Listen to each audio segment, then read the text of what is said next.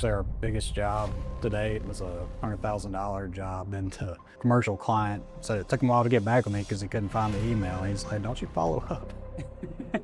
Is that not a lesson in itself that you need to follow up? It is, it is. Oh, imagine you almost lost $100,000 worth of work just by not, Welcome back to the AmplifyPlus YouTube channel. I'm here with Ryan from Tennessee Valley Spray Firm. We're going to do a deep dive on his business and see where we can grow in the next 6 months or maybe even a year. He's been with us for well over a year now, yep. And he's grown significantly in that time. I think when you started with us, you're at about $30,000-ish a month. Yeah, pretty much. And yeah, that would have been a pretty good average. And now in May, what did you hit in May? 120K. Yeah, nice. Averaging right at 90, just with the one rig, just trying to get the second rig up to capacity right now. But, with that going, we should be minimum 150K, yep. Assuming keep converting, keep the sales pipeline going. But let's break that down. So tell us about the team, the size. You just mentioned you have 2 rigs. So break the business down as a whole. So yeah, right. Currently I have 4 guys full time. I have actually a 5th one that's coming out tomorrow. Kind of my ideal was a lot of jobs you need a 3rd guy, like if it's a new construction, a barn dough, or somewhere where there's a lot of caulking, trimming, stuff like that. You need that 3rd guy, and a lot of metal shops we do are 2-man jobs. So really that 5th guy would be more of a floater bouncing between rigs, and also too to keep the training pipeline going, because to roll my younger brother Landon out of the lead sprayer role and into doing more sales, probably some project management for a while, but he's working on training somebody to fill his shoes. So it's kind of where we're at right now.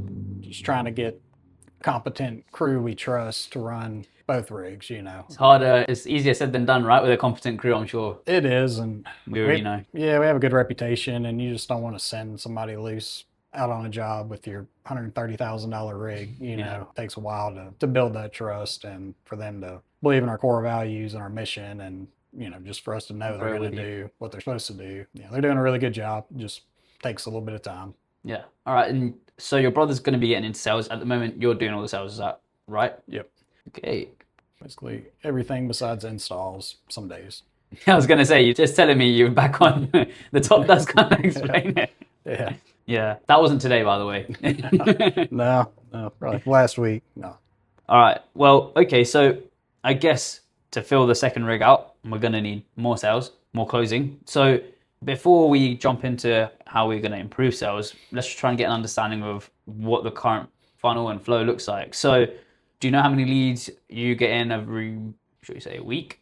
I know I looked at a month. I want to say it's around 40 to 50 per month. Okay, we can do it for a month. So yeah, it's just, let's say on the low end 40. Yeah. Okay, and then how many of those get turned into either an inspection or you send that quote out to, for example, a new construction or something? As far as sending the quote, I would say 90% actually, get a quote. 90% of those 40 leads get a quote? Yeah. Okay. Not all of them are site visits. I would say maybe a quarter. Now, in our conversion, so 25% would be 10. Yeah, 10. Okay, so that's about right. I average on my CRM, I average about a quote per day or 1.5 per day. Yeah, I guess 36 quotes is about that. Okay, so 10 of your leads are visited, and then the other 26 are just quoted direct. Okay. All right, so let's break these figures down. Well, actually, let's go to the end at least. So 10 leads visited, 20 direct quotes. How many do we sell on average? Right now, our year to date, it's like 30% on our conversion rate between quotes sent to contract signed. So 30% of 36, you got me going with the maths. Is about 10? 12 to 15. Yeah. It'd be 12. It'd be about 12, 10 to 12. What do we say? 30% of what? 36. 36 times 0.3, 10.8. So 11. Yeah. 11 jobs sold. Probably, yeah, because we average about 2 to, depending on the job size, like this week we had 3, possibly 4, a lot of one-day jobs, but next week, the whole week set aside for one job, so that's a big job. Yeah. Yeah, okay. Well, I guess the first thing we're going to try and understand and figure out is why most of our quotes are direct. Now, obviously, if it's new construction, if the building hasn't been built yet, that's a different story. But one thing we know of data of all of our clients is going on the site itself, shaking hands, especially in where you're based out of Huntsville. It's more rural. People appreciate a handshake more, Yeah. I'm guessing. So what is stopping us from doing that? Is it just a time constraint? It's time. I mean, because I'm doing everything besides installs. So Okay. as anybody who owns a business knows, it's a lot more than just the sales side. You have everything, the bookkeeping, just everything that's going on. But yeah, if somebody requests it, I always make a point to schedule it. I just try to develop a good relationship over the phone, even if that extends the call longer than what you would want. But if I can get that relationship over the phone, then a lot of times they feel comfortable enough to sign. But if somebody does want me to come out on site, I'm always obliged to it, unless they didn't really pre-qualify. Sure. I mean, do you know the figures on how many jobs you sell every month on the site visits versus the directs? I don't have the numbers, but I know it's a lot better. Yeah, like making that face to face, and they Sure. just end up trusting you, especially if you're talking business science and explaining, the best application for their specific building, not just trying to sell them. Yeah, not just trying to sell them foam, but like this is for your HVAC usage, how you plan to heat and cool this shop. This is your best package. Yes, you can get more. Probably not going to get a bigger return on utilities. You do get increased strength, but if it was mine, this is kind of the area I would be in. So you kind of tier it, but just letting them make an informed decision, educated decision. Sure. So we already know that the constraint is actually a sales guy, which your brother's going to become, and you're training him up to be that. Yeah. Let's dig into the system itself that you run to close. So obviously you're getting 90% of your leads quoted, which is a good thing. How many of those are over the text quotes, over email? And I mean, they're all emailed, so even the ones where you visit the site, you don't quote them on? No? It's one I've planned to do. It's really don't have a good excuse, I'll be honest. A lot of times I'm kind of rushed, and I really like to sit down and look at the numbers because I don't do just like a square footage price. I like to look where the job is and just get a few minutes to kind of just think it through. Probably overthinking it, honestly. But how long does it take for you to draw up a quote once you have, even if you have the time to think about it? probably once I get all the the calculations for the area we're going to cover, probably 15-ish minutes. Okay. So what's stopping you from going back to the truck, taking your time, having that 10, 15 minutes to take that quote and give it back to them?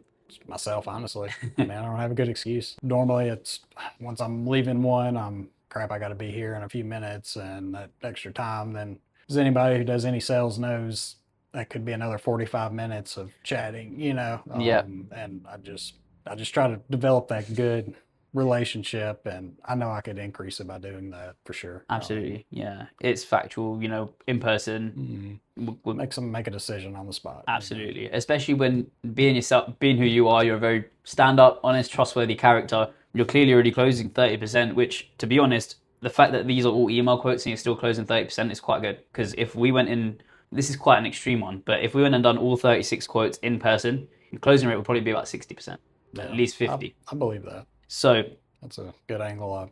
I knew because it's one of those you just kind of think about. I don't have so the back of your mind. Yeah, I'm like, I know I close better. Even just going on site and then going home and emailing, but still that face to face. But then combining that already being a better rate face to face, but then presenting the quote on the spot. Double down in. Yeah. Yeah. No, I mean, look, obviously for complex, what you call them? Yeah, like custom homes or barn doors, or a lot of times people want a lot of different options too, and that takes time because like for an R19 rock wool, like I don't have that price just on the top of my head like we do for spray foam or stuff like that. I double check with suppliers because those prices change all the time. Yeah. Okay. So I mean, first things first, we already know we're doing email quotes. For the ones that you're going in person, what is your process when someone books, that inspection? Is it just, all right, I'll see you tomorrow at 11, and then you just head down there at 11? Do you speak to them again? Do you let them know when you're leaving? Do is there a sequence? Do you send them any emails or texts or anything there? Yeah, so you're talking after the initial call or whenever they when you've set that, when you've set that initial call. Yeah, so we figure out a good time if it's their schedule and ours or mine specifically, and we set that. Basically, I'll try to reach out the day before. It's not automated, but I do always reach out the day of, or at least a couple hours before. But I know it's definitely something I need to do more like the day before. Normally that's just a an automated type Is that a call? reminder. You said you call them a day before? I'll call or send them a text. Just kind of depends on the customer, Yeah. because you can tell some customers like they just don't want to text, and that's fine, and Sure. then some, prefer to text, but Yep. And then on the day you just rock up, I'm guessing. yeah. Okay. Appointment. So while I'm here, I'm just going to map the whole, the sales Mhm. process. So after that, it's you go back, send them a quote after the appointment. Yeah. How soon do you get that quote out? Within 24 hours is the goal. And a lot of it too, it depends on when the customer needs the job done. I try to prioritize them. Like if it's a ASAP or within a couple weeks, I'll try to get it out like that evening or Okay. as soon as I get back. If it's planning or, something several months out, I'll still try to get it within a day. But if there's another one that comes up that's a higher priority, it might be a day or two. Yeah. We already know that at the moment your time's a constraint. Yeah. So we're not going to really try and dig too deep into priority quotes because you're still getting them out. We already know, sending them on the day that you do that estimate is going to be more beneficial because that's when the intent level is higher. Still warm. Absolutely. And then, okay, so once you've sent that quote out, what happens then? Send the quote out, follow up with them, try to call to make sure they got the quote. Is that as soon as you send it, or I'll wait about 5 minutes, 5 to Okay. 10, and then through my CRM, like I think it's 2 days later, it sends an automatic follow up with the quote again. Just a little nudge. And to be totally honest, I'm the world's worst about not continuing to follow up. Like I just okay? I admit my shortcomings, but I just sometimes getting time to sit down to work up a quote's a struggle just because you're still making phone calls and you got, Yep. So we're leaving about this year at least 800,000 on the table just with the follow-ups. Yeah, I'm sure. So because if we're only doing just these two and then after that nothing, people's circumstances changed week by week. Actually, our biggest job to date was a $100,000 job, and the commercial client so it took him a while to get back with me because he couldn't find the email. He's like, "Don't you follow up?" Is that not a lesson in itself that you need to follow up? It is. It is. Oh, imagine you almost lost $100,000 worth of work just by not, at the end of the day, when it comes to the follow-ups, the way I like to see it is, and I like to explain it to clients is, you paid for the lead, taking the gas, the mileage, the truck wear to go and visit them, you've taken out your time to go visit them or your sales rep, whoever that might be. We just got to close the loop. No. Is it a case of purely time, or is it also a case of you don't want to feel like you're harassing them? Purely time, and I don't like harassing, and like following up's not harassing. Absolutely But not, yeah. I always tell people that I'm not gonna just blow your phone up every day. If you got any questions, let me know. But I kind of, probably a little more backed off than I need to be. But I'm also just not big on the pressure type sales or anything. For sure. Because they're all high.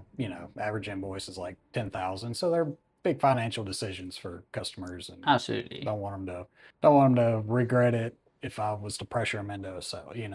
I mean, well, first things first, why would they regret working with Tennessee Valley Spray Foam? Well, they absolutely wouldn't. But if somebody was stretched thinner, or maybe because spray foam's it's the premium insulation. It's the best product, right? It's the best product for insulating really any building or any structure, but it's a premium cost, and not everybody can afford it. That's what I was getting at with that. Sure. And that's a very small proportion of people who know what spray foam is, and even if a lot of people don't know the value that it adds against its competitors, does it not pay itself off? Oh yeah, yeah, absolutely. So there's always a case where people can make it happen, right? Do you offer financing?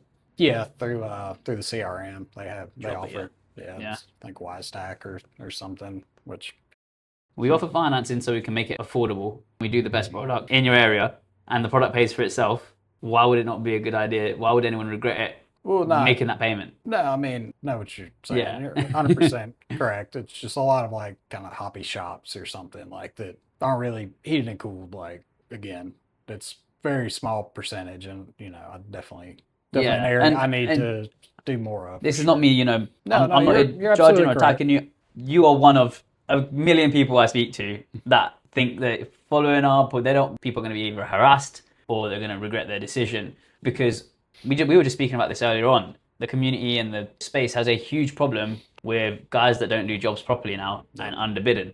It's your job or your sales rep's job to make sure that anyone that you speak to goes with Tennessee Valley. It's a disservice to themselves and their buildings if they don't go with you. Yeah, and you never feel like you got sold to if it's a good product. Yeah, exactly. So, and follow-ups, touche. follow-ups don't have to come from a place of, are you ready? Are you ready? Are you ready? Yeah. You know, it can be how things going.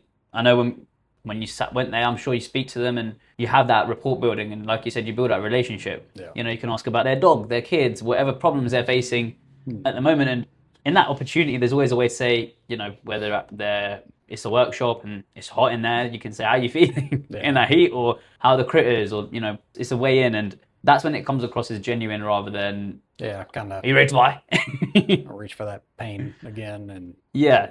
I mean, that's follow-ups. I mean, we kind of dug into that. I was just doing the flow, but we'll speak about one thing that a lot of people miss out on, and we're now introducing to a lot of our clients. We just haven't had a chance to sit down, and we're going to work on it because you're hiring, and we're going to have time for other things. So, but I strongly believe, and the market also believes this, and the data backs it, that you have, you know, your sales process. It's not just, people think it's just that appointment, you know, when you're there and when you're at that inspection, and that's the sales process. But it's an experience that starts the moment you pick up the phone to the moment you finish your last follow-up or you finish that quote, you know. And one place that loads of people miss out on is between booking that inspection and you getting to the actual inspection itself. You want to build people's intent level of your product, of your business, and get them to trust you. You know, we're in a market right now where trust is at an all-time low. We want to build as much trust as possible to make sure that people buy from Tennessee Valley, as opposed to, I'm not going to name your competitors because they don't deserve the credibility. But you know, what we like to do in between this here is hit all of your leads with a set of emails and videos. Now, these aren't going to be a spam email or, you know, anything like that. These are to provide real value for clients or anyone looking at spray foam. You know, you told me earlier on that some people that call you aren't too aware of what spray foam is and how it can help. You know, you don't want to have the job of explaining everything front to back when you're there, when you can answer half of their questions before you even get there, and nobody else is doing it in the market where they say, wow, you know, we didn't know anything, and thank you for answering all our questions. And by the time you get there, they already trust you. So these would be, you know, FAQs of what people usually ask. Stories always sell. So, you know, either why you started the business. You know, people like to build a relationship with you. You just mentioned to me you went to see Hormozy a couple of weeks ago in Vegas to his mastermind, and the reason you saw him is because you consumed a lot of what he did. You knew his story, you knew where he came from and what he's achieved. So why you started, what makes you different, I guess that's the story in itself. And I guess client stories. Again, you mentioned to me that you had someone call you 6 months or email you 6 months later saying how good a job you did. So case studies. There's so many different types of emails you can write, but these are the two most effective ones because people have questions on who you are as a business. Because again, like you said, it's a big ticket item. You know, people are spending an average order value of $10,000. You can't expect them to buy on the spot if they haven't been nurtured, you know, and they haven't built that relationship. Videos would do the same thing, but in a video format where you're talking. Again, we're in a community, or we're in a world right now where people can't concentrate for more than 30 seconds. And if they have to read something, oh God, reading. People hate their emails, right? So if we can break it down in a video format and just say, what is open sell versus close sell? What buildings work with that? Who am I? Where am I from? You know, so we've got some of our clients running that at the moment, and it really, really helps them close a lot more jobs. Their closing rate has dramatically increased because by the time you get there, people know who you are and they trust you a lot more because none of your competitors are doing anything like that. So your job's made a lot easier on the site, and they number one, won't have as many questions, and number two, you aren't having to sell them as much because half the selling has already been done, right? Yeah, and you don't have the same questions or on repeat, you know, every new site you go, you know. Like, not saying it's a bad thing, but... No, but how many times do you answer the same questions every single day? All the time. Difference in open sell and closed sell. You know, why can't you use open sell in a crawl space? You know, So again, you should. I like the fact that you call and text the day before, and this is a good opportunity to actually remind them or ask them, have you watched the videos or have you seen the emails? And if they say no, guide them to it and say, I will save you X amount of time in the inspection itself just by you going through these beforehand and having your questions prepared, because it's an important product. I understand it's not going to be a small investment for you, so go ahead and watch. And people, when you tell people about how much time they can save in a window, they'll do whatever it takes, because people's time is valuable. For example, if you were checking out a F550 truck and the dealer said to you, if you go through this, I will save you 2 hours at the dealership, I best believe you're going through it, right? Oh yeah. So that's definitely a good thing. I would also add a text when you're leaving or on the way. Yeah, I'll do that. Okay. All right. Well, that's good. One thing we've seen is you know yourself, contractors are very, number one, bad at communication and bad at timekeeping and bad at doing what they say. I was brought up in the way I still do things. If you're on time, you're late. So I always try to be 5 minutes early, Great. It's a big compliment we get being punctual, and same with customers that used us, besides our phone looking better than anybody else's. They say you're here when you say you're going to be here. The job's done when you said, and place is cleaned up, but like being punctual is a big thing. Absolutely. It's surprising to be punctual, you're ahead of other people. Most people nowadays, and I'm glad you said that, because that's a message to anybody who is a contractor who is late, is be on time, and you have so much a higher likelihood of selling a job just by doing the little things. Especially if you're the owner, but you make your schedule. You're working your customer's schedule, but if you set a time you can't make it to, you set the damn time, Especially if you're making that time, and that's kind of where I mean that over communication as a contractor is a huge benefit. And doing all these things, on average, Hormozy said this, and this is where I got the data from, is on average it takes 7 touch points before someone makes a purchase. So as many times as we can be in front of them as possible, the high likelihood of you closing that job on the point. We already spoke about going through and increasing the amount you see your clients and try and deliver quotes in person. Having a sales rep will help with that.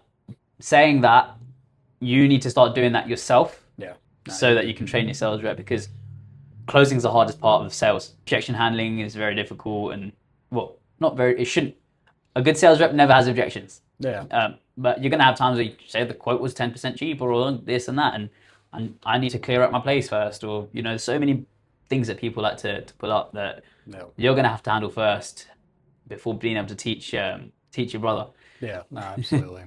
So, all right, just going back to it, we're already at a 30% close rate. We're doing 100% email quotes. You have an okay flow, but we can maximize the amount of trust that we give people. We want to do inspections and actually quote them in person, and we need to follow up more than once. Well, whilst we're here, how many times? Well, what's the answer rate on that one where you do it 5 minutes after the quote's sent? Just somebody responding or answering. Answering the phone, when you call them after you sent the quote. Good bit of the time. I would say. I know I'm putting you on the spot. Yeah, say maybe 60%. Just depends on the time of day, and some people I'm hard to get in touch with sometimes too. I always leave a voicemail, and typically they might just text me back or something like, "Hey, I got it." Just looking it over. I did. I think 7 days after the automated, it sends a second automated follow up. Not one by me, but there is a couple automated ones that go out. But still, Okay. Still a lot of room for improvement. Yeah. Well, we're gonna get there. Are you looking for an office person? I know we will, because I know just answering the call immediately or responding to a lead reaching out, within that, 2 minutes or 1 minute or, really 30 seconds is critical. Absolutely. And we've spoken a bit about having an appointment setter. Do your dials. For anyone that doesn't know, we have a team of in-house appointment setters doing it for you, and anyone new is mandatory to have that, because we see in the data, and even with our own clients, and you've just been around for so long that that we didn't have them at the point that we started. So it might be something that we want to look at, but I think you need help on office front, not just on picking up the phone, but I'm sure there's a few things that you can that you can improve on? I know we're talking about sales here, but you're doing, let's just call it, 90, 100,000 a month. Then if you work, 10, 12-hour days, your hour's probably worth about $400-500. So it comes to the point where anything you're doing less valuable than $400-500 isn't worth your time. It's actually degrading your value. So an admin person would help out with all of the stuff that isn't making you more than $400-500 an hour. So that's definitely something that we could look at. Have you heard of this one thing I wanted to mention? Ringless voicemail. What was that? Ringless voicemail. Ringless voicemail. I don't think so.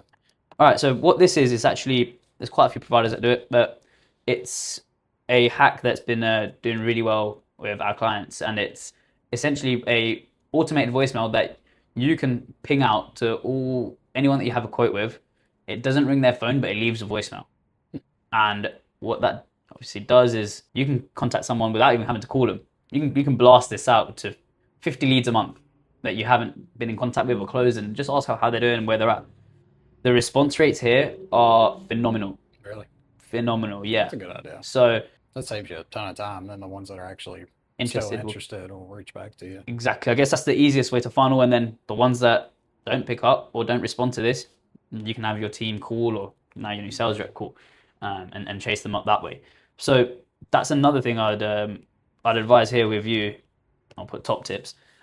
My next thing would be get your competitors to quote you, but on not yourself, but maybe your brother or someone that your competitors won't know. Get them to come and do an inspection in their property or a space and record everything that goes on there. You're going to need to take everything down, because what happens is, again, you're fighting against, I don't know, how many competitors do you really think you have that you lose jobs against? Maybe three or four. There's a lot more competitors, in this area for sure. But the ones that you're fighting against, usually 3 or 4, right? Yeah.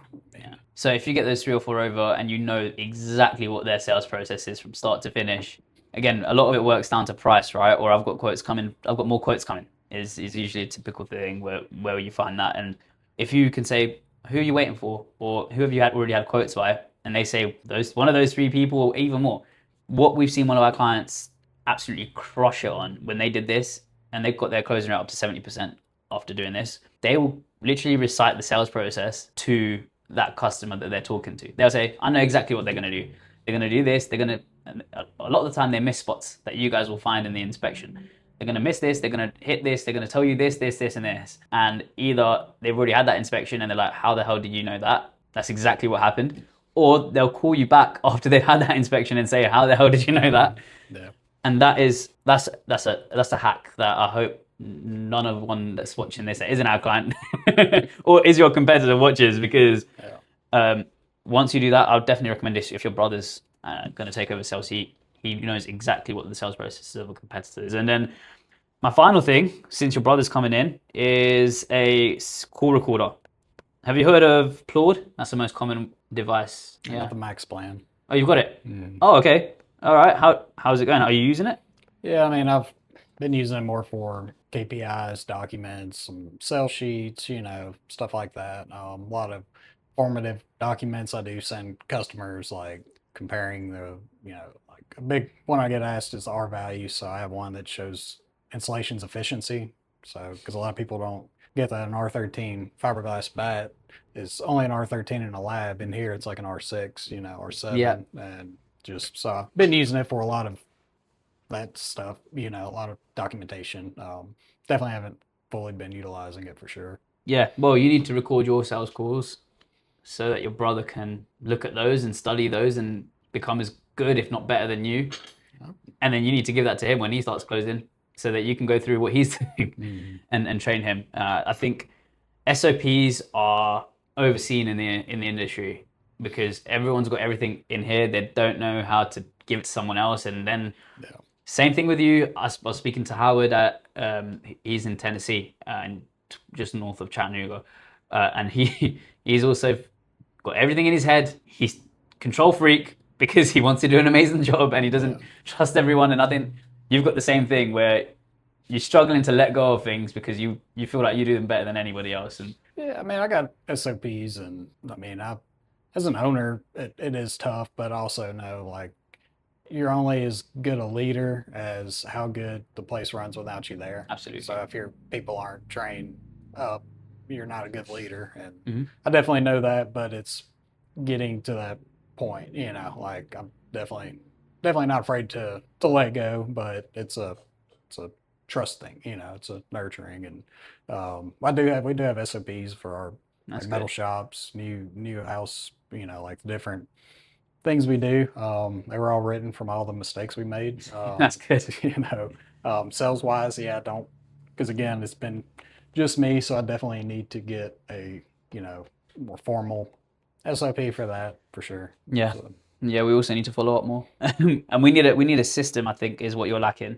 yeah, Is where you can have a look at something where every once or twice a week you can look at a sheet and you can say, all right, I've got to call this person, this person, this person. You carve out an hour of your day and you just make those dials. Is that something that will benefit you? that definitely would. That's probably the biggest hiccup for me because with my CRM, I have everything there, but knowing which, because you send a lot of quotes, a lot Yeah. of quotes out, and it's hard to remember.